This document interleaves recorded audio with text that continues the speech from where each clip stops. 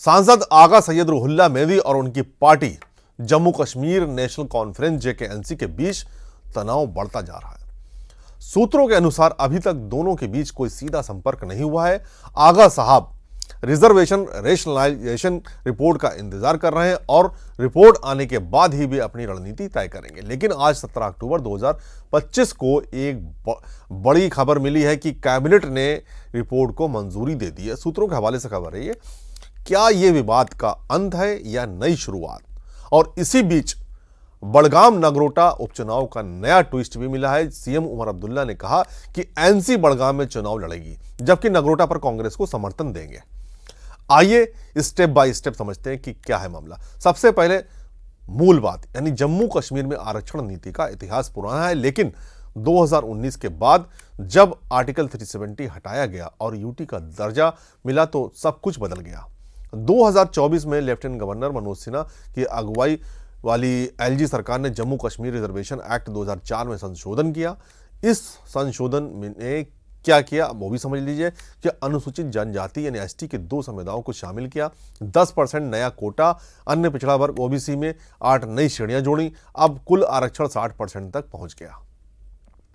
ST को 20%, SC को 8%, OBC को 8%, आरबी यानी कि रिमोट एरिया बेल्ट को 10% और अन्य श्रेणियां भी हैं शामिल।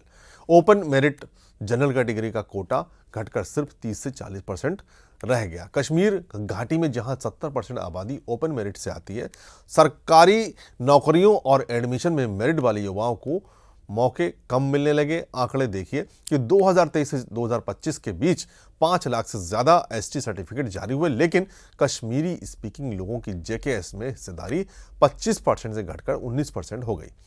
ये नीति जम्मू केंद्रित लगी, जम्मू की कम्युनिटीज को फायदा और कश्मीर के युवाओं को नुकसान। स्टूडेंट्स ने इसे मेरिट का गला घोटना कहा। विरोध शुरू हुआ, प्रोटेस्ट हुआ, कोर्ट में गया मामला और राजनीतिक दबाव भी बढ़ा। जेकेएनसी ने अपने चुनाव घोषणा पत्र में वादा किया कि रिजर्वेशन रेशनलाइजेशन करेंगे। अक्टूबर 2024 में जब सरकार बन गई, उमर अब्दुल्ला सीएम बने, लेकिन वादा पूरा नहीं हुआ। अब बात आगा रुहुल्ला की।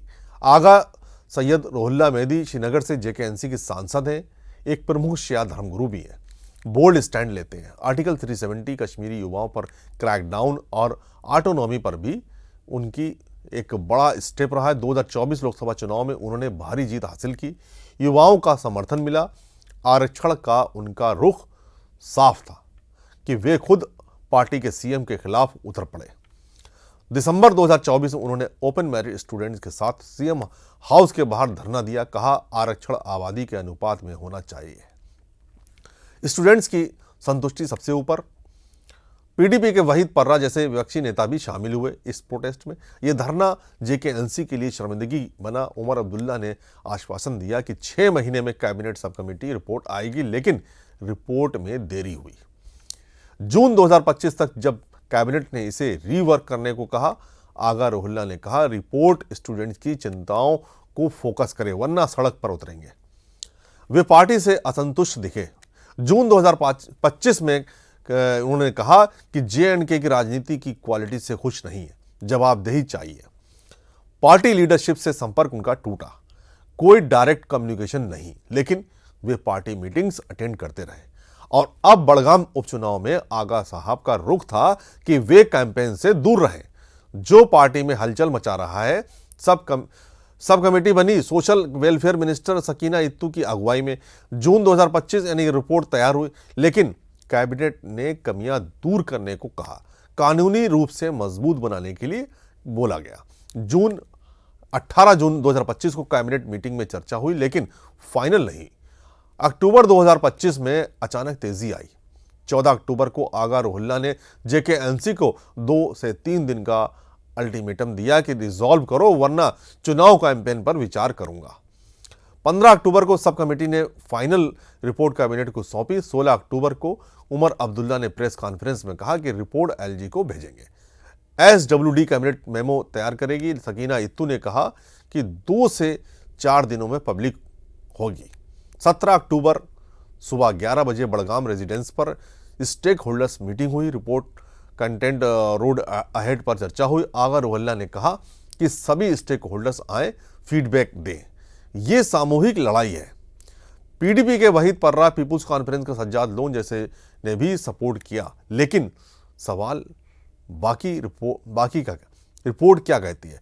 क्या ओपन मेरिट को 60% से ज़्यादा मिलेगा या सिर्फ कॉस्मेटिक चेंजेस? स्टूडेंट्स डर रहे हैं, आरबीए का स्टेटस हटेगा तो क्या होगा? ये सिर्फ आरक्षण का मुद्दा नहीं, जेकेएनसी में आंतरिक कलह है। आगा रुल्ला युवा चेहरा है। आगा का प्रोटेस्ट पार्टी को बुरा दिखा। सूत्रों के अनुसार कोई डायरेक्ट कांटेक्ट नहीं, लेकिन रिपोर्ट के बाद रणनीति बनेगी। अगर रिपोर्ट संतोषजनक नहीं तो आगा रुल्ला सड़क पर उतर सकते हैं, जैसा 14 अक्टूबर को चेतावनी दी। इससे जेकेएनसी का वोट बैंक प्रभावित होगा। कश्मीरी युवा नाराज हैं। विपक्ष यानी पीडीपी और पीसी यानी कि पीपुल्स कॉन्फ्रेंस फायदा उठा रहे हैं। सज्जाद लोन ने असेंबली में कहा, यह कश्मीरी स्पीकिंग लोगों का डिसएम्पावरमेंट है और अब चुनाव का नया मोड़ 11 नवंबर को आएगा, जब बड़गाम और नागरोटा में वोटिंग होगी। बड़गाम में एनसी खुद लड़ेगी, लेकिन आगा रुल्ला कैंपेन से दूर रहेंगे। पार्टी में टेंशन बनी हुई है। नागरोटा बीजेपी का गढ़ है। उमर ने कहा कि कांग्रेस बेहतर कैंडिडेट उतारे तो एनसी समर्थन देगी। कांग्रेस ने हाई कमांड से परमिशन मांगी। अगर हां तो नामांकन भरेंगे और एनसी उनकी जीत सुनिश्चित करेगी। बीजेपी ने देवयानी राणा यानी कि देवेंद्र राणा की जो कि बेटी है को नागरोटा से और आगा सैयद मोहसिन को बड़गाम से उतारा है। एनसी कांग्रेस गठबंधन में भी तनाव है। राज्यसभा चुनाव में सीट न मिलने से कांग्रेस नाराज है, लेकिन उमर ने रिफ्ट डाउन प्ले किया।